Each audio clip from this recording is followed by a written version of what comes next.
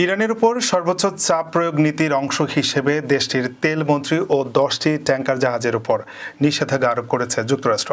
আর এই 10টির মধ্যে একটি জাহাজ বাংলাদেশে ভাঙার জন্য নিয়ে আসা হয়েছিল। জাহাজটি 1997 সালে তৈরি করা হয়। এটি কংগ্রেসের পতাকা ও ইতাওগোয়া নামে চলত। এটি অনেক বড় তেলবাহী জাহাজ। বর্তমানে জাহাজটি বাংলাদেশেই নোঙর করা আছে।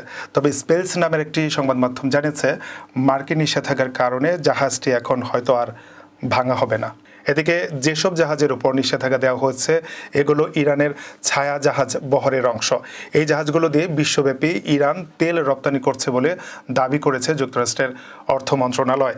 ডোনাল্ড ট্রাম্প প্রেসিডেন্ট হিসেবে দায়িত্ব নেওয়ার পর গত ফেব্রুয়ারি থেকে ইরানের উপর সর্বোচ্চ চাপ প্রয়োগ নীতি অবলম্বন করেন, যার মধ্যে রয়েছে ইরানের তেল রপ্তানিকে শূন্যের কোটায় নিয়ে আসা, যেন তেল বিক্রির অর্থ দিয়ে দেশটি নিজেদের পারমাণবিক শক্তিকে সমৃদ্ধ করতে না পারে।